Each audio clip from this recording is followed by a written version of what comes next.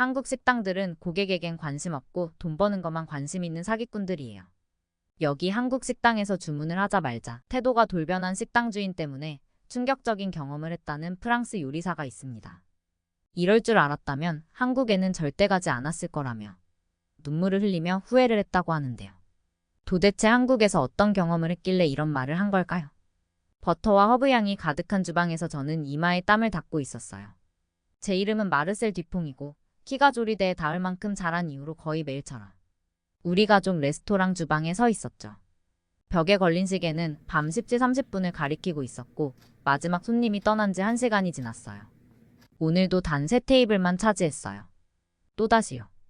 우리 레스토랑 르 고르메 에리타주는 파리의 조용한 거리 모퉁이에 자리 잡고 있어요. 밖에 걸린 빨간 차양은 햇볕에 발에서 분홍빛이 되었고 가게 이름이 쓰인 금빛 글자들은 예전처럼 반짝이지 않아요. 안쪽은 아직도 바둑판 무늬 바닥 타일이 반짝이긴 해요. 제가 매일 닦아서 그렇죠. 하지만 의자들은 낡아가고 벽지는 구석구석에서 벗겨지기 시작했어요. 저는 할아버지께서 채소를 다듬으시던 부드러운 나무 조리대를 손으로 쓸어봤어요. 칼 자국들이 여전히 남아있어서 사랑과 정성으로 준비된 수천 끼의 식사를 이야기하듯 보였죠. 가끔씩 눈을 감으면 할아버지가 제게 칼을 제대로 잡는 법을 가르쳐 주시던 모습이 아직도 떠올라요. 이렇게 잡는 거야, 마르셀 할아버지께서 제 작은 손을 잡고 말씀하셨어요. 칼을 존중해야 해. 음식도 존중해야 하고. 부모님은 25년 전에 할아버지로부터 레스토랑을 물려받으셨어요. 이곳에서 이름을 알리게 해준 전통적인 프랑스 요리들을 계속해서 만들어가며 할아버지의 꿈을 이어가려고 열심히 일하셨죠. 꼬꼬뱅, 비프 부르기뇽, 그리고 어머니께서 지금도 새벽 4시에 일어나 구우시는 완벽한 크루아상이 그 세대를 이어온 레시피예요. 하지만 파리는 변했어요. 매주 일요일 점심마다 찾아오시던 단골 손님들은 이제 연세가 많이 드셨고 그분들의 자녀들은 요즘 유행하는 퓨전 레스토랑이나 휴대폰으로 쉽게 주문할 수 있는 빠른 식사를 더 선호해요. 제가 유명 요리학교에서 딴 멋진 졸업장이 벽에 걸려 있어도 새로운 손님들을 충분히 끌어들이는 건 여전히 어려워요. 예약부를 펼쳐 빈 페이지들을 넘겨봤어요. 작년에 오래된 웨이트리스 마리를 내보내야 했던 게 생각났어요. 마리는 가족 같았는데 더 이상 그녀를 고용할 여유가 없었거든요. 이제 이곳에는 저와 부모님, 그리고 일주일에 3번만 오는 파트타임 식기세척 담당인 피에르뿐이에요. 주방 뒤쪽의 작은 사무실에 있는 아버지 책상 위에는 고지서들이 쌓여가고 있어요. 매달 그것들을 처리하는 일이 점점 더 힘들어지고 있죠. 지난주에는 어머니가 아무도 보지 않는 줄 알고 울고 계시는 걸 봤어요. 레스토랑이 번창하던 시절, 사람들이 몇 주 전에 예약을 해야 했던 그때의 사진을 보고 계셨거든요. 저는 프랑스 최고 요리학교 중 하나에서 4년 동안 공부했어요. 현대적인 요리 기법부터 화려한 접시 플레이팅, 그리고 요즘 인기 있는 분짜 요리까지 다 배웠죠. 그런데도 이곳 르 고르메 에리타주에서는 여전히 과거에 머물러 있어요. 주방 기구들은 오래됐지만 대부분 잘 작동하고 있어요. 레시피는 완벽하지만 어쩌면 너무 전통적일지도 모르겠어요. 서비스는 개인적이고 정성이 담겨 있지만 요즘 레스토랑들에 비하면 느린 편이에요. 창가로 걸어가 창문 밖거리를 내다봤어요. 길 건너에는 지난달에 새로 생긴 스시 레스토랑이 있었어요. 세련된 인테리어와 퓨전 메뉴 덕분에 매일 밤마다 사람들이 몰려들더라고요. 젊은이들이 줄을 서서 음식을 찍어 소셜미디어에 올리고 있었죠. 그런데 우리 레스토랑은 텅 빈 테이블만 남아있어요. 이곳은 단순히 레스토랑이 아니라 우리 가족의 마음과 영혼이에요. 하지만 이제 사랑만으로는 부족해졌어요. 변화가 필요해요. 냉장고를 열고 내일을 위한 재료들을 확인했어요. 야채는 신선했어요. 저는 여전히 매일 아침 시장에 가거든요. 할아버지가 그러셨던 것처럼요. 고기도 품질이 좋아요. 30년 동안 같은 정육점을 이용하고 있으니까요. 우리가 하는 일은 모두 옳아요. 하지만 이상하게도 요즘 세상에는 모든 게 잘못된 것처럼 느껴져요. 요리학교 친구들은 디지털 주문 시스템과 퓨전 메뉴를 갖춘 현대적인 레스토랑을 운영하고 있어요. 그들은 요리 사진을 온라인에 올려서 수천 명의 팔로워를 가지고 있죠. 그런데 우리는 웹사이트조차 없어요. 아버지는 웹사이트가 필요 없다고 하셨어요. 그의 아버지는 입소문만으로도 성공했으니 우리도 그래야 한다고요. 하지만 이제 입소문은 더 이상 퍼지지 않고 사람들은 다른 곳에서 식사를 선택하고 있어요. 주방 불을 끄면서 뭔가를 바꿔야 한다는 걸 느꼈어요. 단순히 새로운 메뉴를 하나 추가하거나 영업시간을 바꾸는 작은 변화로는 안 될 것 같아요. 우리를 고름의 에리타주를 구하면서도 그 영혼을 지킬 수 있는 더 큰 변화가 필요해요. 그런데 그게 뭘까요? 그 질문이 밤마다 저를 잠 못 들게 하고 침실 천장을 바라보며 답을 찾게 만들어요. 내일은 전통과 생존 사이에서 균형을 맞추기 위해 또 다른 하루를 보내겠죠. 부모님이 너무 힘들게 일하면서도 보상이 적은 걸 지켜보는 또 다른 하루가 될 거예요. 우리가 이렇게 얼마나 더 버틸 수 있을지 고민하는 하루가요. 가게 문을 잠그고 간판을 한 번 더 올려다봤어요. 가로등 아래에서 여전히 우아해 보이고 우리가 항상 제공해온 훌륭한 음식과 따뜻한 환영을 약속하는 듯했어요. 하지만 이제 약속만으로는 부족해졌어요. 해결책이 필요해요. 그것도 빨리요. 질문은 하나예요. 어떻게 유산을 구하면서도 그 특별함을 망치지 않을 수 있을까요? 처음 제 눈길을 사로잡은 곳은 일본이었어요. 일본 레스토랑들은 정밀함과 효율성으로 유명했거든요. 모든 동작이 계산되고 모든 시스템이 완벽히 설계되어 있었죠. 저는 초밥 셰프들이 마치 고대의 의식을 연기하듯 집중하며 일하는 영상을 봤는데 그 손놀림이 춤추는 것처럼 보이더라고요.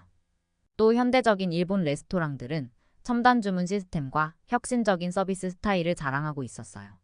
그런데 한국에 대한 이야기를 읽으면서 제 자세가 더 바짝 고쳐졌어요. 몇 세대에 걸쳐 운영되어 온 가족 경영 레스토랑들, 딱 저희 같은 곳들이었죠. 그곳들은 변화하는 시대에 적응하면서도 따뜻하고 개인적인 터치를 잃지 않았더라고요. 그들의 환대 철학, 그러니까 모든 손님을 집에 초대한 손님처럼 대한다는 이야기를 읽는데 저희 할아버지께서 레 구름의 에리타주를 운영하셨던 모습이 떠올랐어요. 저는 오래된 가죽 공책을 꺼내 메모하기 시작했어요. 생각이 너무 빠르게 떠오르다 보니 손이 따라가질 못할 정도였죠.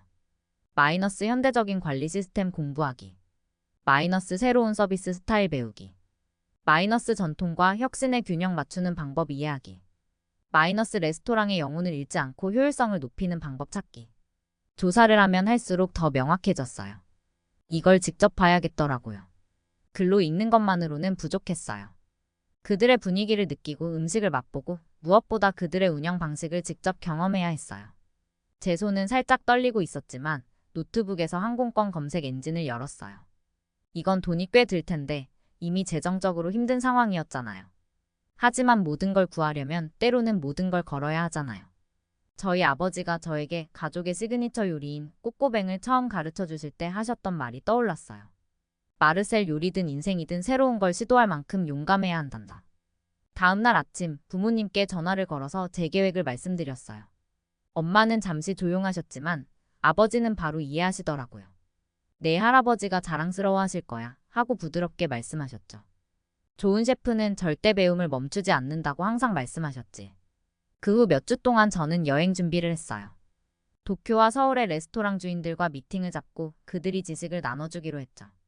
기본적인 일본어와 한국어 표현도 공부하고 그들의 레스토랑 문화에 대해 찾을 수 있는 모든 자료를 읽었어요. 서비스, 경영, 고객 만족에 대한 서로 다른 접근 방식에 대해 세세히 메모하면서요. 출발 전날 밤 저는 혼자 레스토랑의 식당에 서 있었어요. 각 테이블에는 수많은 추억이 담겨 있었어요. 첫 데이트, 결혼 프러포즈, 생일 파티, 사업 계약 등등.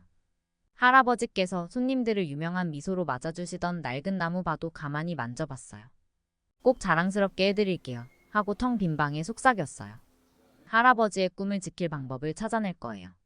그날 밤 문을 잠그면서 저는 설렘과 두려움이 뒤섞인 감정을 느꼈어요. 익숙했던 가족 레스토랑의 일상이 곧 외국의 주방과 낯선 문화가 주는 새로운 도전으로 바뀔 테니까요. 하지만 이 여정이 꼭 필요하다는 걸 가슴 깊이 느끼고 있었어요. 레 구름의 에리타주에는 단순히 새로운 레시피나 페인트 칠만으로 해결될 문제가 아니었어요. 완전히 새로운 변화를 필요로 했고 저는 그것을 배우기 위해 최선을 다할 각오를 하고 있었죠. 내일이면 저는 도쿄로 가는 비행기에 오를 거예요. 이 여정은 저희 가족의 유산을 구하거나 아니면 무너뜨릴 첫걸음이 될 거예요. 저는 도쿄에서 가장 화제가 되고 있는 무제한 뷔페 레스토랑 중 하나인 인피니트 플레이버스 입구 앞에서 감탄하며 서 있었어요. 유리문이 조용히 열리면서 눈앞에 펼쳐진 공간은 레스토랑이라기보다는 고급 호텔 로비에 가까웠어요. 대리석 바닥부터 높은 천장에서 반짝이는 크리스털 샹들리에까지 모든 것이 빛나고 있었죠. 검은색 유니폼을 깔끔하게 입은 직원들이 줄지어 서 있다가 제가 들어가자 일제히 완벽한 동작으로 인사하며 허리를 숙였어요. 제 심장은 두근거렸고 이 순간을 위해 반대편 대륙에서 날아온 보람이 느껴졌어요. 인피니트 플레이버스에 오신 걸 환영합니다, 손님. 젊은 여직원이 조심스럽게 영어로 말을 걸었어요. 그녀의 명찰에는 유키라고 적혀 있었죠. 예약하셨나요? 저는 고개를 끄덕이며 확인 이메일을 보여줬어요. 파리에서 이 예약을 잡으려고 3주를 기다렸거든요. 전통적인 일본식 효율성과 현대식 다이닝을 결합한 이 레스토랑의 명성 덕분에 예약을 잡는 건 거의 불가능에 가까웠죠. 유키는 저를 메인 다이닝 공간으로 안내하면서 스마트폰과 태블릿을 들여다보는 멋지게 차려입은 손님들 사이를 지나갔어요. 그런데 이상한 점이 눈에 띄었어요. 빈 좌석이 꽤 많았지만 테이블마다 예약석이라는 팻말이 놓여 있었거든요. 빈 테이블이 왜 이렇게 많아요? 라고 제가 물었어요. 유키가 공손하게 미소를 지으며 말했어요. 많은 손님들이 전략적으로 예약을 하세요. 저희 시간별 특별 메뉴에 맞춰 도착 시간을 조정하시죠. 그녀는 벽에 걸린 대형 디지털 화면을 가리켰어요. 거기엔 카운트다운 타이머와 오늘의 회전 메뉴가 표시되어 있었어요. 그제야 제가 상황을 이해하면서 느꼈던 설렘이 조금씩 가라앉기 시작했어요. 사람들은 식사를 즐기기 위해 온 게 아니었어요. 돈을 최대한 효율적으로 쓰기 위해 시스템을 이용하고 있는 거였죠. 이건 마치 맛있는 식사를 하려는 손님들이 아니라 주식시장에서 타이밍을 재는 트레이더들을 보는 듯한 느낌이었어요. 유키는 저를 창가 자리로 안내한 뒤 손에 작은 태블릿 기기를 쥐어줬어요. 이건 주문기기입니다. 남기신 음식에 대해서는 추가 요금이 부과되니 유의해주세요. 태블릿 화면에는 수백 가지 요리가 나와 있었고 각 요리 옆에는 요리가 언제부터 주문 가능해지는지를 나타내는 타이머 아이콘이 표시되어 있었어요. 제가 메뉴를 천천히 스크롤하고 있을 때 옆 테이블에서 흥분된 속삭임이 들려왔어요. 비싼 정장을 입은 비즈니스맨 몇 명이 태블릿을 중심으로 모여 앉아 마치 음모를 꾸미는 듯한 모습으로 다음 시간에 나올 프리미엄 초밥 메뉴를 어떻게 공략할지 전략을 짜고 있었어요. 와규 소고기는 오후 2시에 나올 예정이야. 한 사람이 속삭였어요. 근데 그 전에 나온 음식을 다 먹고 나서 주문해야 하는 거 잊지 마. 아침부터 배를 비워놨어. 다른 사람이 자기 배를 자랑스럽게 두드리며 대답했어요. 저는 제 식사에 집중하려 애쓰며 간단한 요리 몇 가지를 주문해봤어요. 음식은 컨베이어 벨트를 통해 빠르게 도착했는데 접시마다 도난 방지를 위해 무거운 세라믹 베이스가 붙어 있었어요. 그런데 이 무게 때문에 먹는 게 불편했어요. 음식을 집어먹으려면 무겁게 느껴지는 접시를 들어 올려야 했거든요. 의자도 조금 불편하다는 걸 느꼈어요. 일부러 오래 머무르지 못하게 설계한 것 같았어요. 음식을 먹으며 주변을 살펴보니 식당은 마치 전쟁터처럼 변하고 있었어요. 시계가 오후 2시를 가리키자 전에는 비어있던 좌석들이 순식간에 차기 시작했어요. 이 사람들은 차 안에서 대기하다가 한꺼번에 몰려들어와 테이블로 달려가서는 태블릿을 미친 듯이 두드리며 시간별로 제한된 프리미엄 메뉴를 차지하려 했어요. 정말 충격적인 일은 제가 화장실을 가야 할 때 일어났어요. 다이닝룸을 매의 눈으로 지켜보던 직원에게 화장실 위치를 물어봤고 죄송합니다, 손님. 그녀는 완벽한 인사를 하며 대답했어요. 화장실은 유지 보수 문제로 영구적으로 폐쇄되었습니다. 영구적으로 폐쇄됐다고요? 제가 어이없어서 되물었어요. 그게 어떻게 가능한 거죠? 그녀는 목소리를 낮추며 설명했어요. 너무 많은 사건이 있었어요. 일부 손님들이. 그녀는 적절한 단어를 찾으려 애쓰더니 결국 말했어요. 더 많은 프리미엄 메뉴를 먹기 위해 일부러 토하시곤 했어요. 마치 타이밍을 맞춘 것처럼 비싼 정장을 입은 남자가 입을 손으로 가린 채 우리 옆을 뛰쳐나갔어요. 그는 파티션 뒤로 사라졌고 뒤이어 들려오는 소리에 속이 울렁거렸어요. 몇 분 뒤 그는 다시 나와 넥타이를 매무새를 고치고는 자신이 앉은 자리로 돌아갔어요. 괜찮으세요, 손님? 특별 와규 요리를 드셔보시겠어요? 15분 후에 준비됩니다. 저는 고개를 저었어요. 아니요, 괜찮습니다. 더 볼 필요가 없어요. 그리고 차가운 저녁 공기를 맞으며 식당 밖으로 나왔어요. 실망스러웠지만 동시에 안도감도 들었어요. 저는 일본에서 우리 가족 레스토랑을 구할 혁신적인 해법을 찾으려 했던 거였어요. 그런데 결국 제가 되고 싶지 않은 모습만 발견하게 됐죠. 이곳은 돈이 사람보다 더 중요한 곳이었고 전통이란 단순한 거칠애에 불과했으며 식사의 즐거움은 경쟁 게임으로 대체된 곳이었어요. 저는 휴대폰을 꺼내 항공편을 검색했어요. 어쩌면 다음 행선지인 한국에서는 뭔가 다른 걸 찾을 수 있을지도 모르겠어요. 좀 더 진정성 있는 걸요. 분명한 건 하나였어요. 이 방식을 파리로 가져갈 수는 없다는 거였어요. 르 구름의 에리타주가 힘든 시간을 겪고 있지만 적어도 우리가 정말 중요하게 생각해야 할 것들을 잃어버린 적은 없었으니까요. 음식에 대한 존중, 손님에 대한 존중, 그리고 우리 자신에 대한 존중이요. 택시를 기다리며 저녁 서비스 시간에 맞춰 몰려드는 손님들을 바라봤어요. 그들의 얼굴에는 기대감이 가득했죠. 그들은 이제 시간 제한이 있는 무제한 음식 전쟁을 시작하려는 참이었어요. 저는 그들에게 조용히 행운을 빌었어요. 그들에게 행운이 정말 필요할 테니까요. 특히 고장난 화장실을 생각하면요. 서울의 공기는 도쿄와는 확실히 달랐어요. 아마 좁은 골목길을 따라 봄바람이 구운 고기와 발효된 김치 냄새를 실어 나르는 것 때문일 수도 있고, 아니면 저녁 하늘을 배경으로 네온사인이 더 따뜻하게 빛나는 느낌 때문일 수도 있었죠. 저는 바삐 움직이는 동네의 풍경과 소리를 천천히 느끼며 걸었어요. 일본에서의 실망감을 떨쳐내려고 애쓰면서요. 휴대폰 지도는 조용한 골목에 자리한 작은 식당으로 저를 이끌었어요.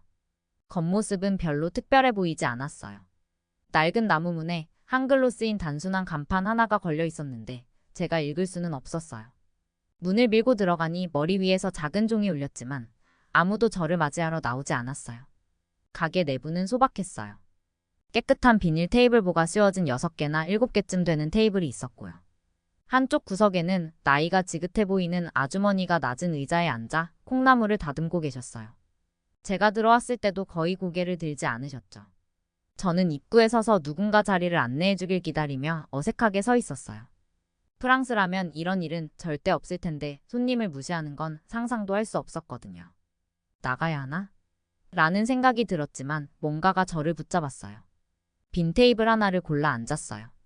주인으로 보이는 그 아주머니는 여전히 콩나물에만 집중하셨고 제가 없는 것처럼 행동하셨어요.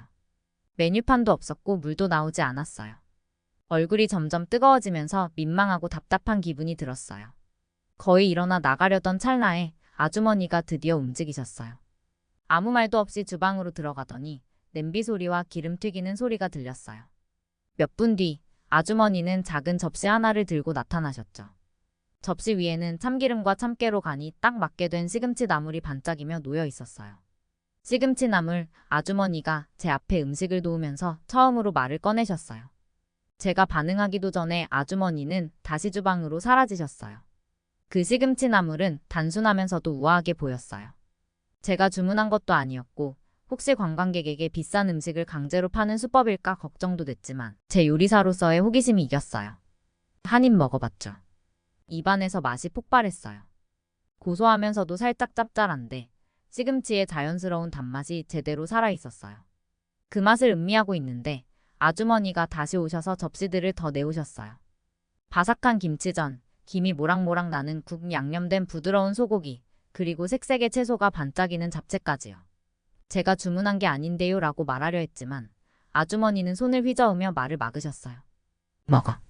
그냥 먹어. 아주머니는 어눌한 영어로 말씀하셨어요. 그래서 먹었죠.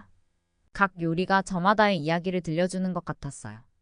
김치전은 겉은 바삭하고 속은 부드러워서 새콤하면서도 매콤한 맛의 조화가 완벽했어요.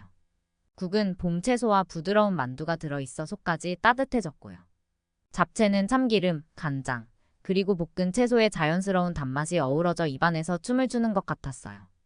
음식을 먹으면서 다른 손님들도 하나둘씩 들어오기 시작했어요. 놀라운 건 모두가 똑같은 대접을 받는다는 점이었어요. 아주머니는 주문을 받지 않아도 각 손님이 무엇을 필요로 하는지 정확히 아는 것 같았어요.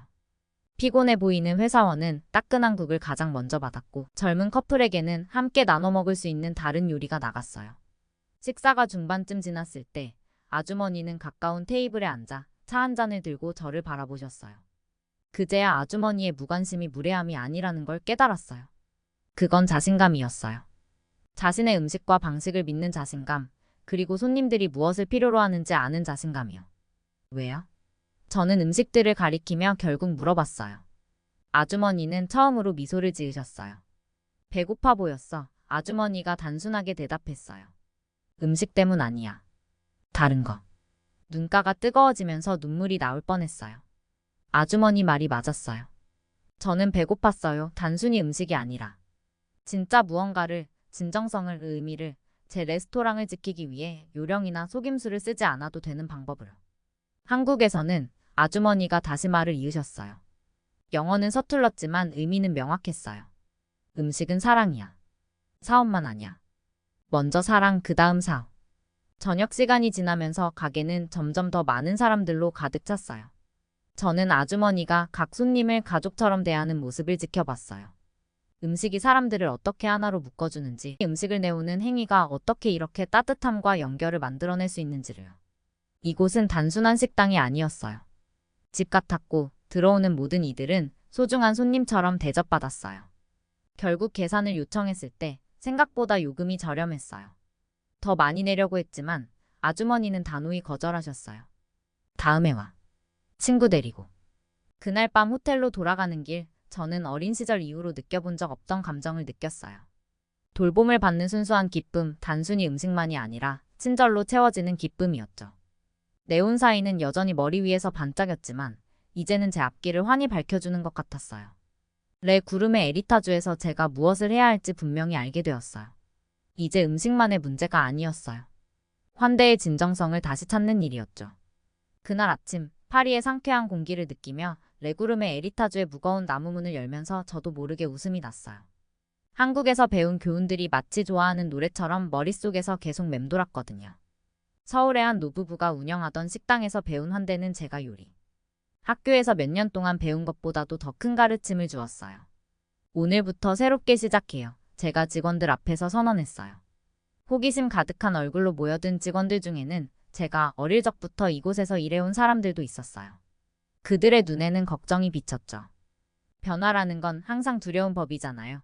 특히 오랫동안 똑같이 해오던 방식을 바꾼다는 건 더더욱이요. 우선 늘 테이블 위를 장식하던 고급스러운 흰색 식탁보를 치웠어요. 마르셀, 이건 말도 안 돼요. 가장 오래 일한 웨이트리스 마리가 놀라며 외쳤죠. 당신 할머니께서는 절대 마이너스. 저는 부드럽게 손을 들어 그녀를 멈췄어요.